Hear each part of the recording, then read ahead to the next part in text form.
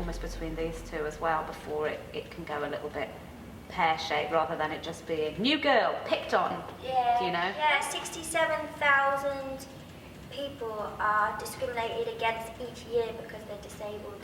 That's a lot of people. You go from like listening to like R&B to listening to rock because you're trying to find what influences you, what you like, and yeah, I feel it's the same with friendship groups because you do kind of change because you're growing up and you go to sixth form. And yeah, going on to sixth form, it's that thing of you two have been friends for a while, and then when anyone gets to sixth form and new people come in, friendship groups do change because you've got this sudden influx of new people. My name's Amy Griggs, and I play Katrin, who is the bully, really, in the show. Yeah. I'm Nicola Mars-Wildin, and I'm playing the character of Alice in the show.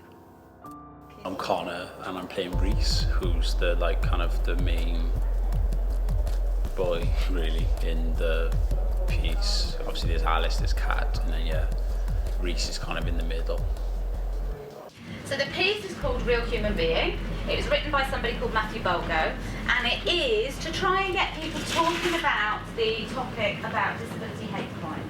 So there is some not very nice stuff that happens in the piece. The thing is, What it is when you're 16, you just are what other people say you are. yeah, what he said. It doesn't matter how far from the truth they are. That's just the way it is. Like, you wear too much makeup and flashy trainers, you are a chav. But people are a bit more complicated than that. We do a really lovely opening section to the play, which is really highly physical, where I get chucked about a bit and we do lots of lifts and all that, and I do always enjoy those kind of bits. The opening scene I like because we've like incorporated lots of lifts, and I kind of like that physical aspect of performing. Alice she's 16, and it's her first, well, we follow her through her first week, I suppose, at the new sixth form college. Reese. Yeah, he's not in this. What are you listening to?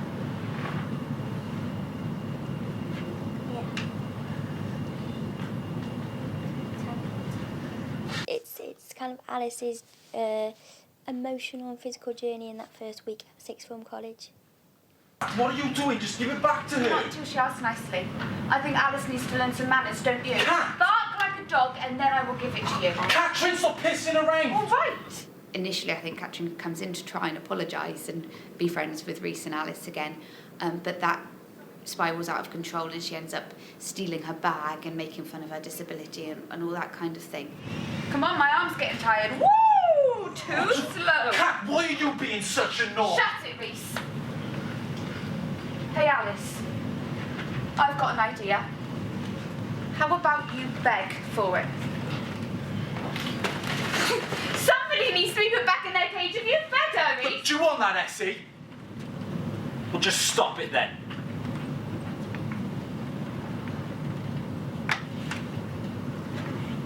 Oops. It is based on true stories that we collected from disabled people in the Bridgend area of South Wales. So it's really important that these stories are respected and that we bring a truth and believability to everything that we are performing. The point of forum theatre is that it's theatre that's creating a forum for debate. So the whole point of our particular project is we'll start by showing them the first part of the play, then we're going to stop it. I'll get up, I'll speak to them, I'll introduce myself and the actors, and then I'll explain to them that they are going to actually be spectators.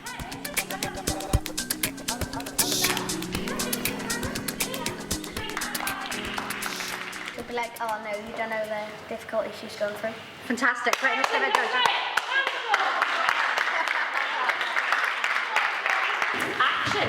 I'm sorry, do you mean gay as in happy or gay as in homosexual? Because I'm not sure Reese is either, so I think you might have chosen the wrong words. Sorry, Sorry, what? Well, that explains why you might need someone to do your English homework for you. No, wait there. You don't know what she went through when she was younger, and I do, so I don't. You don't need to tell her that, but the point of the Right, matter is she well, shouldn't be Chopson, should she? I'm not going to say what happened, but then, I but don't you're think you happy should with a imply person it. calling you gay just because Yeah, something we're went on with friends. her? We can like call each other gay. We laugh about it all the time. Really? We've been friends for 13 years, so stop judging. And don't judge me. He just empowers people so much. It's almost like a rehearsal for life. Somebody once described it to me as theatre on demand, so it's a bit like your TV, where you can pause and rewind. I love these type of rehearsals where you have to really think about your character, because when it comes to throwing it out there for the audience to come and play characters or to ask you questions, you have to really know your stuff.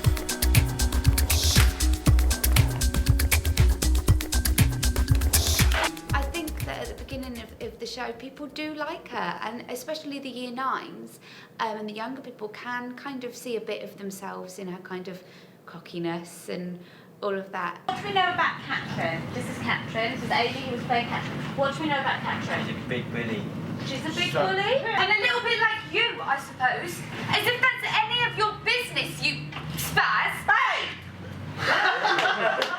That is most inappropriate. I don't like the fact you're shouting at me, Reese. Oh, I think I've got a right to shout.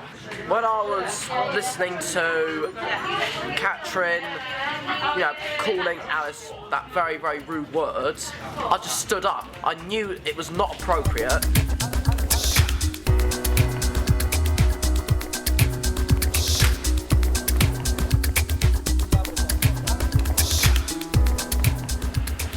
Can you remember at what point your opinion of that character started to change? When did it start to change? Yes. Sorry? When she called her a spaz. When she called her a spaz. You know, it's hard to say it about such words such as spaz or cripple because, you know, they are quite derogatory, but it's good that we're getting it out there in the public playing field, particularly to young people, and they can question why they use those terms. Do they understand what they mean? But it's also quite hard hitting because I know as a young person I was called those names because they're easy words for people to fire at you. So I suppose through Alice, some of my own feelings towards being called that is coming through, hopefully. Put your hands up if you think you've ever witnessed a hate crime.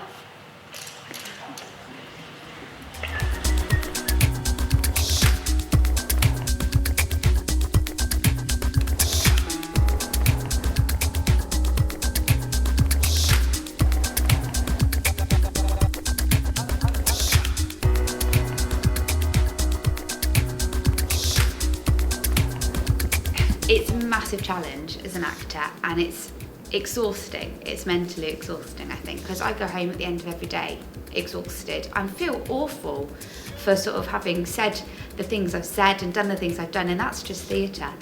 But also learning to understand how these things can escalate and get to that situation. And I think you suddenly realise how quickly feelings of jealousy and how all of these things and life experiences can build to mean that you make some bad decisions. Doesn't make you an evil person, but certainly isn't the right way to go about things either. You're vicious, you know that. You're an ugly, ugly human being. There's no wonder I've got any friends. Oh, I've got plenty of friends, mate. I've got like hundreds of them on Facebook. They don't like you, Kat. They're only your friend because they're scared of being your enemy. You're that thick, you can't see that. Who are you calling thick? Mate, huh? Look, here's you now. I don't know what you were worrying your little head about, huh? So the deal's off then, Reese. Is that what you're saying? Yeah, that's exactly what I'm saying. Deal? What deal? It's nothing. Yeah, it's off. Whatever. Fine by me. And I feel so bad. Because normally, I'm really careful, but look, I'm really, really sorry. Just please believe me. It's okay. What? It's fine. I know it wasn't you. Yeah, but you didn't answer last night. I was upset. No matter how many times you hear the same words, the same phrases, they still hurt you, you know. But do you want to tell someone, like report it? There'd be no point. Well, we should tell someone, come on, like the police or something. The police that. This isn't CSI Cwmbran, Reese.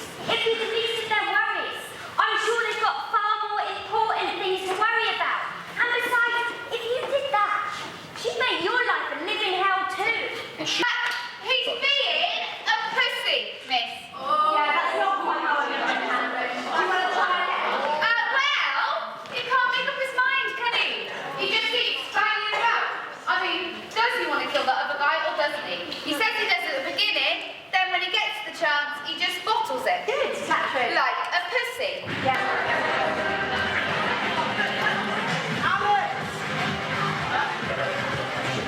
Alice, wait! Hey, look, that was brilliant. What? Oh, your speech you just did, that was great. Thanks.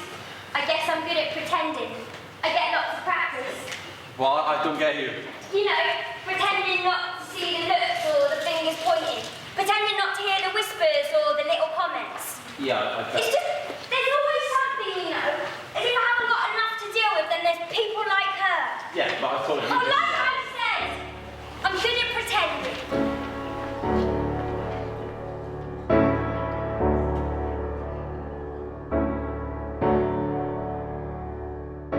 The main point of the facilitation is to bring out discussion. So we want debates from the students. So things, questioning them, probing them, trying to get reads, trying to antagonise them a little bit and get them talking and discussing. From my perspective as facilitator, the things I'm most worried about are if we have participants, spectators who aren't actually particularly forthcoming and are a bit hesitant to come forward and give ideas, and then it's just steering them in the right direction and you know, coaxing them into giving ideas. Other than that, forms an incredibly interesting and powerful style of theatre and really effective. So it's going to be really, really interesting to see how it all works when it comes together. Okay, I am Dan Edge, and the character I play in Real Human Being is the character of Tom. How come you haven't got a mater like Alice? Can't afford it, can you? Huh? Ow! Shit! What were you doing, you long? Oops, sorry, mate. Get your foot, did I? No reverse lights on this thing, see? Funny, baby. Very funny. Yeah, I know. We got a sense of humour too. Didn't you know? I bet that's still on your tiny mind. I tell you what, why don't you just kiss off? The penultimate scene is in a bar, and it's where Kat basically attacks Alice, and her friend, who's played by Dan, he basically ends up on the floor after he swings for Kat. He can bloody walk. It's a miracle. Jesus lives. Sponging benefits off of us. My mother pays taxes for people like you. Say it again, go on. Say what you said. You can whisper in my ear, but you can't say it in front of all these people. I said people like you should be drowned at birth. That's what I said. I said people like you should be drowned at birth. Whoa! You are lucky you missed me. If you'd have touched me, I'd suit. Shut your mouth, or I'll shut it for you. And sort of need to tell him properly. Because what happens? What does Tom do? Try to fight Catherine and try to stop Catherine from being nasty to Reese and Alice. So when you're pushing round, it's like my hands are the bottom of your shoes. So I pick up loads and loads of rubbish on my hands, like leaves and mud and dirt. How many of you in this room feel sorry for me right now? Hands up. Okay. Next question. And I want some answers to this one. Why? Why do you feel sorry for me? Yeah. So I probably can't do any sports. I wouldn't be able to do what normal people could do. Anything else? Or is that the general consensus? So, I know people that can do backflips. I know people that can do the splits. I know people that can, because I've seen them on the TV, don't know personally, but we all know that Usain Bolt can run 100 metres in under 10 seconds. So, my question to you guys is, Should I feel sorry for you because you can't do those things and other people can?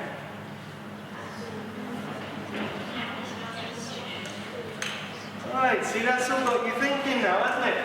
My actual job that pays my wages mostly is I am a professional actor. This is what I do for a living. I go and put on shows for people. I go and do all that kind of stuff. I work in theatres, I work on TV, I do all that kind of stuff. On top of that, because two of you guys have already mentioned it, yes, I am a professional wrestler. That is what I do. How many of you feel sorry for me now? Oh, there we go. See, that's the response I like to see. Nobody feels sorry for me. Good.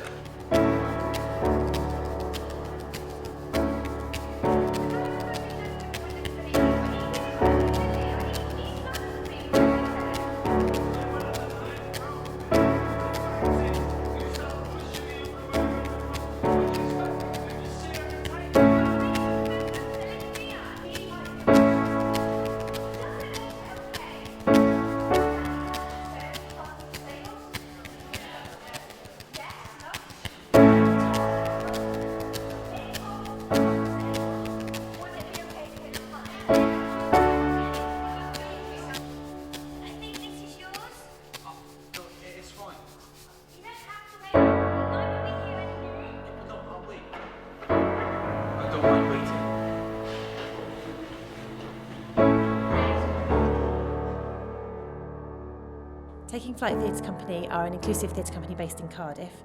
We create accessible productions and our aim is to challenge people's perceptions of disability. This time what's different compared to when I did it last time is Matthew Bulgo has written an epilogue for me because a lot of questions came up last time from the kids about what actually happened to Catherine after the bar scene, which is where a lot of the violence happens and the worst kind of things that she does happens. And it was left kind of open, so there's been a nice epilogue written for me that's been really interesting to work on. Someone gave me a chance and I thought, I'm not going to mess this up this time, because sometimes you can make one mistake, one stupid mistake, and that's you done. People, they don't want nothing to do with you, just think you're trouble. Well, we're more complicated than that, aren't we? So what's next? I don't know, I was thinking, I might go to uni, get a teaching qualification. I mean, why not? I think I could do it, and I kind of want to give something back. I want to be able to walk back into school and see Miss Anthony's and Miss Daniels and all them and say, hello, guess what? I am a teacher. And to thank them. Because I think they'd like that. I think if we leave and they can just reflect on what they've seen, on what they've done throughout the day, for me anyway, that's progress, because they're evaluating their own behaviour. Hopefully the impact of a piece like Real Human Being will be that we will reach at least one person in every school that we go to that can relate to something in the piece, whether that is that they've been picked on like Alice or Tom. Maybe they're not disabled but they've still been bullied, or maybe they find themselves as someone like Reese where they're caught in the middle. Or even they might identify with Kat, that they're the person doing the bullying, and they might think about their behaviour, how they're being treated or how they treat other people. And it's always inspiring when you do this work that, you know, you allow that one person who might not always speak up for themselves to come up and have a go. As long as we even just get one person thinking slightly differently about the issues that we're raising, you know, we've done a great job.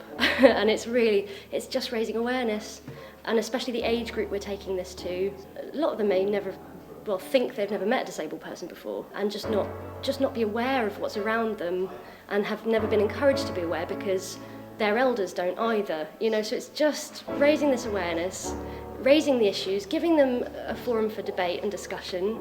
We want them to have a lively debate about it, and that will encourage the thought process then.